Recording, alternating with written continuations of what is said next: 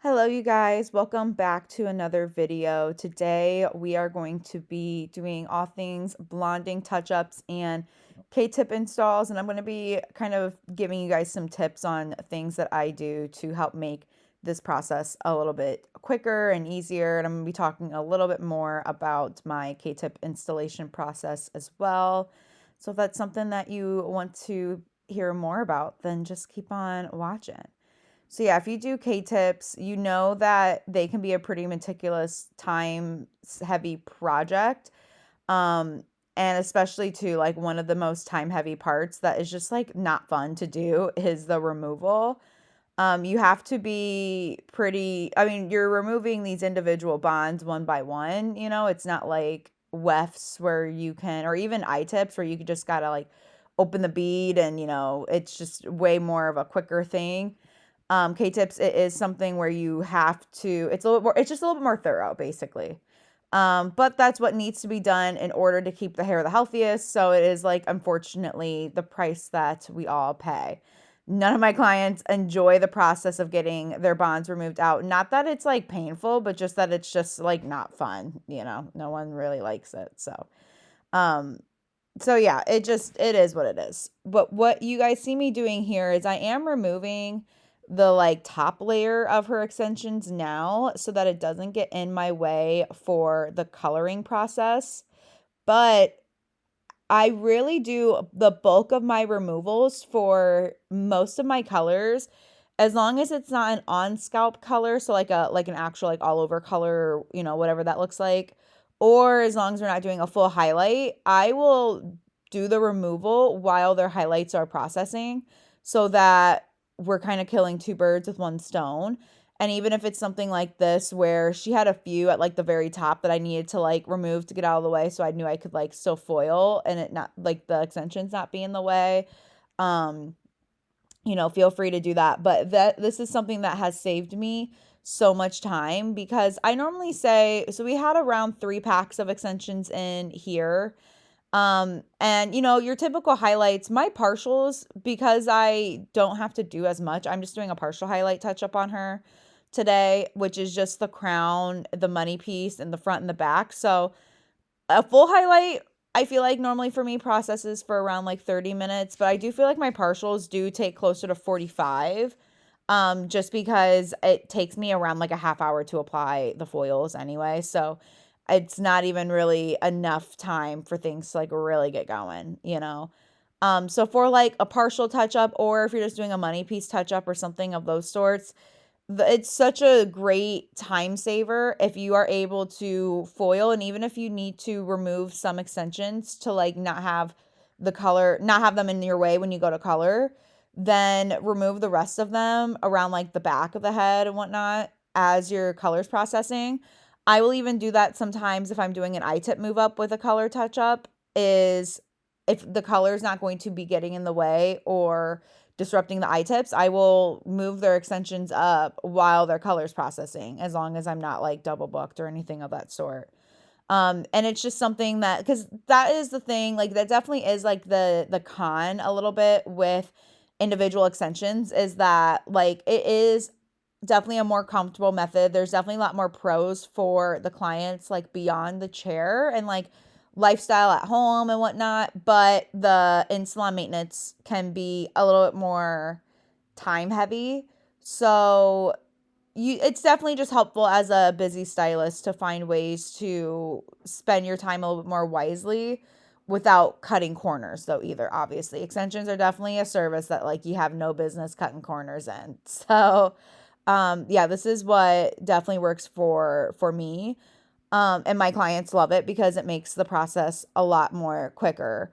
So I know for her, I believe we started her around like 9 and she was done and out of the chair by, I believe, 12:30. So that's like literally the same time as a full highlight for me, like a very, very full highlight touch up. Or like a full teasy light situation. So you're getting a lot of birds done in one stone. I will say though, we went down from 3 packs to 2 packs of extensions. So that did probably save me around like 30-45 minutes of application time. So we were just doing more of a density placement. I would say if you are doing like a full like length and density placement, I would definitely obviously like add a little bit more time onto that. But to do an extension removal, an extension reinstall of 50 grams of hair and a full highlight, well, and a partial highlight touch up, and to do that all in like just a little over 3 hours, that is definitely one of those things that is like super effective to you, like maximizing your time behind the chair and making as much money and just being, again, like just even the money part aside. Obviously, we're all in this for money, but it just gets to the point where like when I'm like hour 6 in on like a collar and extension situation, I'm like, I'm tired of this, grandpa. So yeah, a little bit more of a peek into my partial highlight situations. I feel like I don't do a ton of partial highlights for videos, I don't believe. But yeah, you guys can kind of like get a little bit of a peek of what I do for these. So my partial highlights is fully focused on the crown and the part line and in the money piece. So I always do a mohawk for these. And then I always will do a again, like I was saying, a money piece for the front, and then if they need it in the back and do like some underneath hairline pieces, I have no problem like adding some in for like their underneath hairline as well.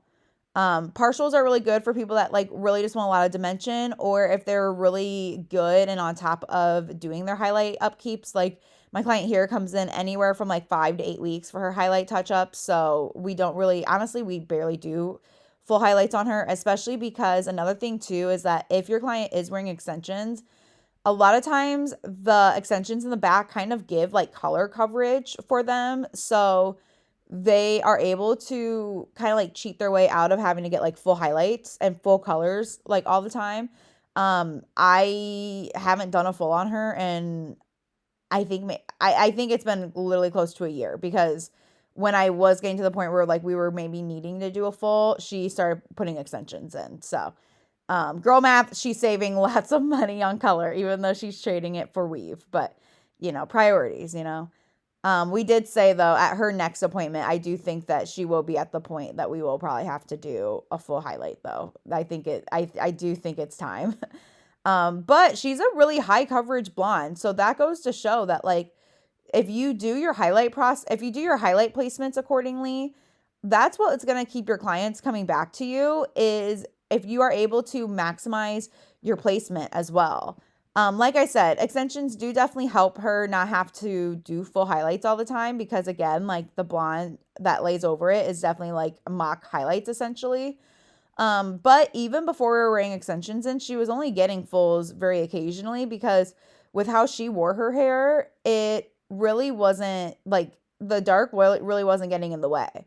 But you guys can kind of see in the back, now that I'm working in the back, you can kind of start to see like, okay, yeah, we're a little dark back here.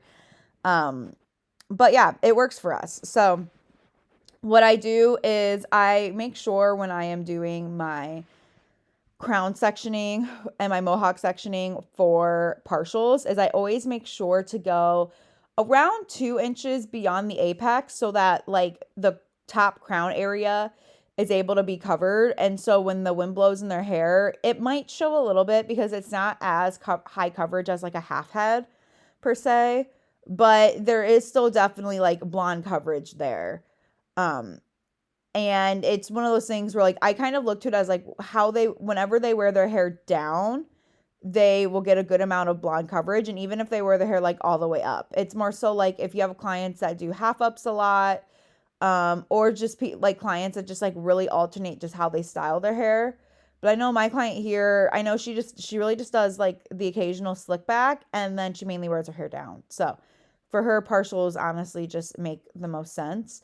And while I am a blonding specialist, my main priority is the integrity of my clients' hair. So if I feel like we're able to do a quality look on them without having to compromise the integrity of their hair, I'm going to do it. So yeah, that's kind of how I frame it as. A little bit into the K-tip extension a little bit into the K-tip extension removals.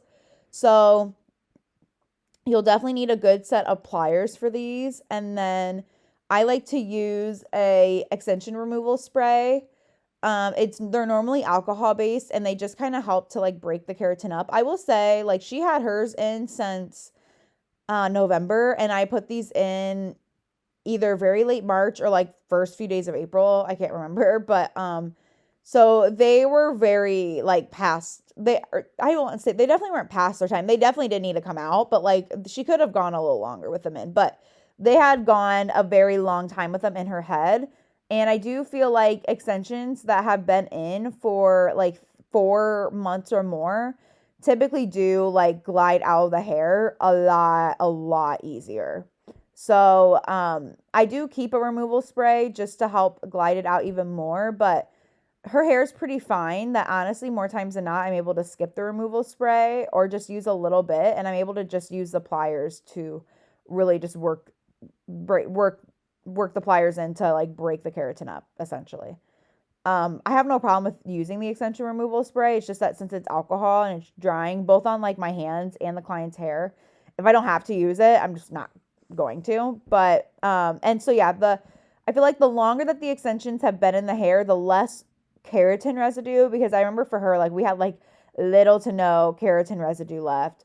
And again, it's just like a way easier removal time. So kind of keep that in mind. I know by the time that I got her extensions all out, that was like the perfect time for me to go ahead and get her toner mix. And I think I even had like, if I remember right, an extra like 5 or 10 minutes before she had to like be technically rinsed out then. We do a nice bright icy toner on her. So actually first before we talk about the toner, what you'll see me do is I pull all the foils out, and then I've been loving to use a Tangle Teaser brush or just any type of brush that's like really good about like gliding product through the ends. And that kind of helps for the extra lightener residue to kind of go in and like open up the cuticle in the ends without like, she didn't necessarily need like a wet balayage or anything of those sorts. Her hair stays really bright in between lightening sessions. And again, I think that has a lot to do with the fact that she is just really good about keeping up on her highlights. But anyway, toner wise, we do a nice bright and icy toner. So I love to use Oligo Colora Gloss for this.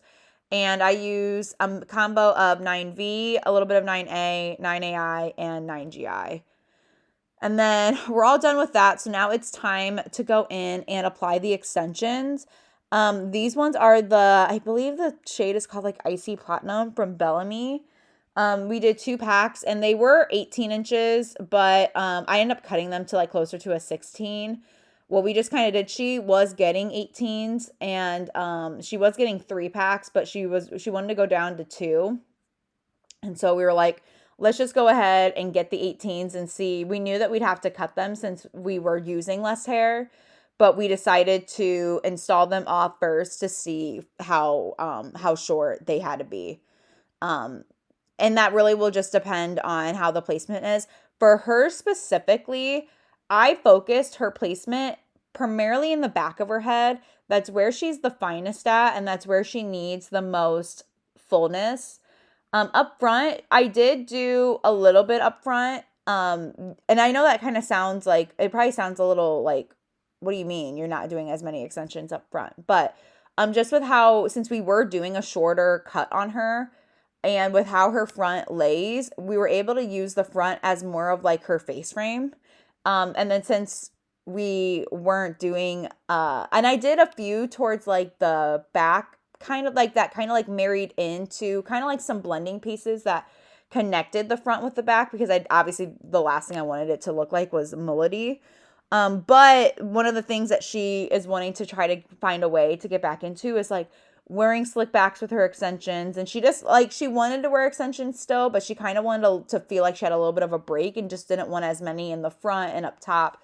So that's why we went down to 2 packs. And that's also why I focused them mostly in the back. Because her hair was long enough in the front that I was like, I feel like you can let this all like kind of like do its thing on its own. So really the back is going to be what helps to like really thicken up her perimeter, which is what we really need extensions for her anyway. And here I'm just kind of showing you guys a little bit more of how I do my invisible extension placement as well. I don't like to get too detailed in on extension application and placements, because I am a pretty firm believer that you should definitely like, even if you don't get a certification, you should definitely like pursue a dedicated education for it, even if you do pursue that education online. Side note, here you see me doing some of those like transition pieces that they're kind of like, as you can see, I feel like it's better to just show it. It's not, it's on the sides of the head, but it's towards like the back area. And I only did 3 on each side too. So, but yeah, going back into extension education and stuff, if there is a desire for me to eventually do like a masterclass video that is talking all things about like extension certification, I have no problem doing that. I probably would do it at as something that like I would like probably charge for. So I definitely would love to hear your guys' feedback on that if you think that that's something that you're interested in, because it would definitely be like an online video and you could receive a certification at the end.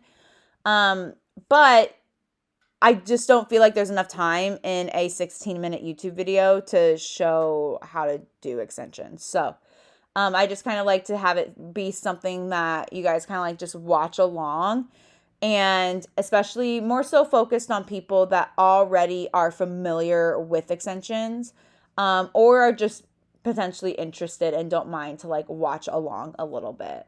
But my main thing that I like to do for the invisible placement is, and you can go back and rewind if you need to see it again, but my main thing that I like to do is have the natural hair lay over top of the keratin. And that basically helps to make it that it's like a natural low light, and it makes them visibly like undetectable in the hair. And obviously here you guys see I am giving her cut now too, and you were able to see that we did take quite a bit of length off, and you see me kind of angling and just kind of like connecting. So this is definitely one of those placements where like it's so natural. She just looks like she has naturally a lot fuller hair than like what she actually does. So thank you guys so much for watching. I hope you learned something new, and I'll see you in my next video. Bye.